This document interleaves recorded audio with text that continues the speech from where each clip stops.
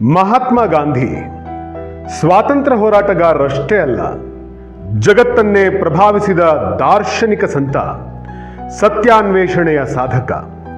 ಸ್ವಾತಂತ್ರ್ಯ ಚಳುವಳಿಯಲ್ಲಿ ನಿರ್ಣಾಯಕ ಪಾತ್ರ ವಹಿಸಿದಂಥ 1924 ಡಿಸೆಂಬರ್ 25 ಹಾಗೂ 26ನೇ ತಾರೀಕಿನಂದು ನಡೆದ ಬೆಳಗಾವಿಯ ಕಾಂಗ್ರೆಸ್ ಅಧಿವೇಶನಕ್ಕೆ 100 ವರ್ಷಗಳು ತುಂಬುತ್ತಿದೆ. ಮಹಾತ್ಮ ಗಾಂಧಿಯವರ ಏಕಮಾತ್ರ ಅಧ್ಯಕ್ಷತೆಯ ಕಾಂಗ್ರೆಸ್ ಅಧಿವೇಶನ ಎಂಬ ಹೆಗ್ಗಳಿಕೆ ಕೂಡ ಈ ಕಾರ್ಯಕ್ರಮಕ್ಕಿದೆ. ಇದೇ ಬೆಳಗಾವಿ ಅಧಿವೇಶನದಲ್ಲಿ ಮಹಾತ್ಮ ಗಾಂಧಿಯವರು ಅಖಿಲ ಭಾರತ ರಾಷ್ಟ್ರೀಯ ಕಾಂಗ್ರೆಸ್ ಸಮಿತಿಯ ಅಧ್ಯಕ್ಷರಾಗಿ ಆಯ್ಕೆಯಾದರು. ಬೆಳಗಾವಿ ಕಾಂಗ್ರೆಸ್ ಅಧಿವೇಶನವು ಐತಿಹಾಸಿಕ ಮೈಲಿಗಲ್ಲಿನಂತೆ ಜರುಗಿತ್ತು. ಗಂಗಾಧರ ದೇಶಪಾಂಡೆ ಅವರ ನೇತೃತ್ವದಲ್ಲಿ ಅಧಿವೇಶನದ ಸಿದ್ಧತೆಗಳು ನಡೆದವು. ಅಧಿವೇಶನಕ್ಕಾಗಿಯೇ ರೈಲು ನಿಲ್ದಾಣ ನಿರ್ಮಿಸಿದ್ದು ಕೂಡ ಈ ಕಾರ್ಯಕ್ರಮದ ಅತಿದೊಡ್ಡ ಹೆಗ್ಗಳಿಕೆ. ಅಂದಿನ ಕಾಲಕ್ಕೆ 17,000ಕ್ಕೂ ಹೆಚ್ಚು ಜನರು ಅಧಿವೇಶನದಲ್ಲಿ ಭಾಗವಹಿಸಿದರು. ಅಧಿವೇಶನದ ವ್ಯವಸ್ಥೆಗಾಗಿ ಸುಮಾರು 5,000 ರೂಪಾಯಿಗಳನ್ನು ಖರ್ಚು ಮಾಡಲಾಗಿತ್ತು. ಸ್ವಾತಂತ್ರ್ಯ ಹೋರಾಟಗಾರರಿಗೆ ಸ್ವಯಂ ಸೇವಕರ ಕುಡಿಯುವ ನೀರಿನ ವ್ಯವಸ್ಥೆಗಾಗಿ ಕಾಂಗ್ರೆಸ್ ಬಾವಿಯನ್ನು ಕೂಡ ನಿರ್ಮಾಣ ಮಾಡಲಾಯಿತು. ಮಹಾತ್ಮ ಗಾಂಧೀಜಿಯವರು ಮಾತ್ರ ಅಲ್ಲದೆ Motilal Nehru, Jawaharlal Nehru, Lala Lajpat Rai, Rajagopalachari, doctor Annie Besant, Sarojini Naidu, Chittaranjan Das, Pandit Madan Mohan Malaviya, Saifuddin Kitchlew, Maulana Abul Kalam Azad, Mohammad Ali, Maulana Shaukat Ali, doctor Babu Rajendra Prasad, Sardar Vallabhbhai Patel, Rangaswami ಅಯ್ಯಂಗಾರ್ರಂಥ ಅನೇಕ ಸ್ವಾತಂತ್ರ್ಯ ಹೋರಾಟಗಾರರು ಈ ಅಧಿವೇಶನದಲ್ಲಿ ಉಪಸ್ಥಿತರಿದ್ದರು. ಕರ್ನಾಟಕದಲ್ಲಿ ಗಾಂಧೀಜಿಯವರು ಇಟ್ಟ ಹೆಜ್ಜೆಗಳಿಗೆ ಒಂದು ಸುದೀರ್ಘ ಇತಿಹಾಸವಿದೆ. 1915ರ 8ರಂದು ಬೆಂಗಳೂರಿಗೆ ಪತ್ನಿ ಕಸ್ತೂರ್ಬಾ ಅವರ ಜೊತೆಗೆ ಗಾಂಧೀಜಿಯವರು ಗೋಖಲೆಯ ಸಾರ್ವಜನಿಕ ವಿಚಾರ ಸಂಸ್ಥೆಯಲ್ಲಿ ಗೋಪಾಲಕೃಷ್ಣ ಗೋಖಲೆಯವರ ಭಾವಚಿತ್ರ ಅನಾವರಣ ಮಾಡಿದರು. ಗಾಂಧೀಜಿ ಬೆಂಗಳೂರಿಗೆ ಅನೇಕ ಬಾರಿ ಬಂದರು. ಕರ್ನಾಟಕದಲ್ಲಿ ಸ್ವಾತಂತ್ರ್ಯದ ಚಳುವಳಿಯನ್ನು ಕೂಡ ರೂಪಿಸುವುದಕ್ಕೆ ಮುಂದೆ ನಿಂತರು. ಅನಾರೋಗ್ಯದ ನಿಮಿತ್ತ ಚಿಕ್ಕಬಳ್ಳಾಪುರದ ಜಿಲ್ಲೆಯಲ್ಲಿರುವಂತಹ ನಂದಿ ಬೆಟ್ಟಕ್ಕೆ 2 ಬಾರಿ ವಿಶ್ರಾಂತಿಗಾಗಿ ಭೇಟಿ ನೀಡಿದ್ರು.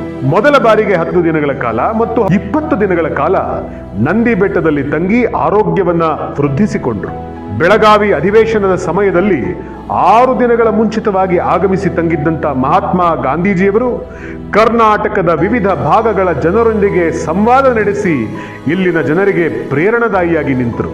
1934ರಲ್ಲಿ ದೊಡ್ಡಬಳ್ಳಾಪುರಕ್ಕೆ ಬಂದಿದ್ದಂಥ ಗಾಂಧೀಜಿಯವರು ಅಲ್ಲಿ ನೆರೆದಿದ್ದ ಸುಮಾರು 25,000ದಷ್ಟು ಜನರಿಗೆ ಸ್ವಾತಂತ್ರ್ಯ ಹೋರಾಟದ ಕುರಿತು ಜಾಗೃತಿಯನ್ನು ಮೂಡಿಸಿದ್ರು. 1921 ಅಕ್ಟೋಬರ್ 10ರಂದು ಅಸಹಕಾರ ಚಳುವಳಿಯ ಪ್ರಚಾರಕ್ಕೆಂದು ಗಾಂಧಿ ಬಳ್ಳಾರಿಗೆ ರೈಲಿನಲ್ಲಿ ಬಂದಿದ್ರು. ಗದಗ ಜಿಲ್ಲೆಗೆ ಗಾಂಧೀಜಿ 2 ಬಾರಿ ಭೇಟಿ ನೀಡಿದ್ರು. ವಿಜಯಪುರಕ್ಕೆ ಕಾಂಗ್ರೆಸ್ ಸಮಾವೇಶಕ್ಕೆಂದು 1918 ಮೇ 5ರಂದು ಬಂದಿದ್ರು. ಅದಾದ ಬಳಿಕ ಗುಮ್ಮಟ ನಗರಿಗೆ ಬಂದಿದ್ರು. ಮೈಸೂರಿಗೆ ಗಾಂಧೀಜಿ ಮೊದಲು ಭೇಟಿ ಕೊಟ್ಟಿದ್ದು 1927ರಲ್ಲಿ. ಮತ್ತೊಮ್ಮೆ ಸಾಂಸ್ಕೃತಿಕ ನಗರಿ ಮೈಸೂರಿಗೆ ಗಾಂಧೀಜಿ ಭೇಟಿ ಕೊಟ್ಟಿದ್ರು. ಚಿಕ್ಕಮಗಳೂರಿಗೆ ಬಂದಿದ್ದಂಥ ಗಾಂಧಿ ಅಲ್ಲಿನ ಜಿಲ್ಲಾಧಿಕಾರಿ ಪ್ರಾಂಗಣದಲ್ಲಿ ಸಭೆ ನಡೆಸಿದರು. ಕೊಡಗಿನಲ್ಲಿ ಪೊನ್ನಂಪೇಟೆಗೆ ಬಂದಿದ್ದಂಥ ಮಹಾತ್ಮರು ಅಲ್ಲಿಯ ರಾಮಕೃಷ್ಣ ಮಠದಲ್ಲಿ ತಂಗಿದ್ರು. ಚಿತ್ರದುರ್ಗ, ಶಿರಸಿ ಮೂಲಕ ಹಾವೇರಿಗೆ ಬಂದರು. ದಾವಣಗೆರೆಗೆ ಬಂದಂಥ ಗಾಂಧೀಜಿಯವರು ಅಲ್ಲಿ ಸ್ವಾತಂತ್ರ್ಯ ಹೋರಾಟಗಾರರಿಗೆ ಸ್ಫೂರ್ತಿ ತುಂಬಿದ್ರು. ಅಲ್ಲಿಂದ ಬಳ್ಳಾರಿ, ಹುಬ್ಬಳ್ಳಿಗೆ ಭೇಟಿ ನೀಡಿದರು. ಮಹಾತ್ಮ ಗಾಂಧೀಜಿಯವರು ಪುತ್ತೂರಿಗೆ ಆಗಮಿಸಿದ್ರು. ಅಲ್ಲಿ ಅಶ್ವತ್ಥ ಮರದ ಕೆಳಗೆ ಸಾರ್ವಜನಿಕರನ್ನು ಉದ್ದೇಶಿಸಿ ಮಾತನಾಡಿದ ನೆನಪಿನ ಕಟ್ಟೆ ಕಟ್ಟಲಾಗಿದೆ. ಮಡಿಕೇರಿಯಿಂದ ಸುಳ್ಯ ರಸ್ತೆಯ ಮೂಲಕ ಪುತ್ತೂರಿಗೆ ಕಾಲ್ನಡಿಗೆಯಲ್ಲಿ ಬಂದು ಬಳಿಕ ಮಂಗಳೂರಿಗೆ ತೆರಳಿದರು ಎಂಬುದು ಕೂಡ ವಿಶೇಷ. ಉಡುಪಿ ಜಿಲ್ಲೆಗೂ ಕೂಡ ಬಂದರು. ಅನೇಕ ಬಾರಿ ಕರ್ನಾಟಕಕ್ಕೆ ಭೇಟಿ ನೀಡಿ ಅನೇಕ ಸಂಘಟನೆಗಳ ಹೋರಾಟ, ಸಭೆ ಸಮಾರಂಭಗಳಲ್ಲಿ ಮಹಾತ್ಮ ಗಾಂಧೀಜಿಯವರು ಭಾಗವಹಿಸಿದ್ದಾರೆ. ಮರೆವುದೆಂತ ಭುವನ ಗೌರವ ಮಹಾತ್ಮನಂ ಸ್ವಾತಂತ್ರ್ಯದಿ ಸುಪ್ರಭಾತದಲ್ಲಿ. ಹೆಜ್ಜೆ ಹೆಜ್ಜೆಯ ನಿಡಿದು ಕೈ ಹಿಡಿದು ನಡೆಗಲಿಸಿ ಬಿಡುಗಡೆಗೆ ತಂದ ಆ ತಂದೆಯಲ್ಲಿ, ಅವನೆಲ್ಲಿ? ನಮ್ಮೆದೆಯ ನಂಜನೀಂಠುವ ನೀಲಕಂಠನೆಲ್ಲಿ? ಜನಮನದ ಹಗೆತನದ ರೋಷ ಹಾಲಾಹಲದಿ ಹಾಲುದಿಸಿ ಬರುವಂತೆ ಮೂಡಿ ಬಂದೆ. ಕ್ರಿಸ್ತ ಬುದ್ಧರ ಮೈತ್ರಿಂ ಸಾರಿ ಸಾಧಿಸುತ್ತೆ, ವಿಶ್ವ ಸೇವಕರ ಪಂಕ್ತಿಯಲ್ಲಿ ನಿಂದೆ. ಇಂದಿನ ಉತ್ಸವ ಕೆಮ್ಮನುಳಿದು ಎಲ್ಲಿಗೆ ಹೋದೆ, ಹೇ ಸ್ವಾತಂತ್ರ್ಯ ಕನ್ಯೆಯಂ ಪಡೆದ ತಂದೆ ಎಂಬುದಾಗಿ ಮಾನ್ಯ ಕುವೆಂಪುರವರು ಗಾಂಧೀಜಿಯವರನ್ನ ಹೊಗಳಿ ಅವರ ವ್ಯಕ್ತಿತ್ವವನ್ನ ವರ್ಣರಂಜಿತವಾಗಿ ಚಿತ್ರಿಸಿ ನೆನೆದು ಕಣ್ಣೀರಿಟ್ಟಿದ್ದನ್ನು ಕರ್ನಾಟಕ ಎಂದಿಗೂ ಮರೆಯುವಂತಿಲ್ಲ.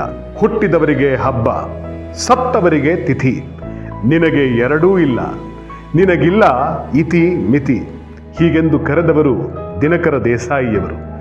ಬಾಪೂಜಿ ಸದಾ ನಮಗೆ ಆದರ್ಶವಾಗಿ ನಮ್ಮನ್ನು ಮುನ್ನಡೆಸಲಿ. ನಮಸ್ಕಾರ.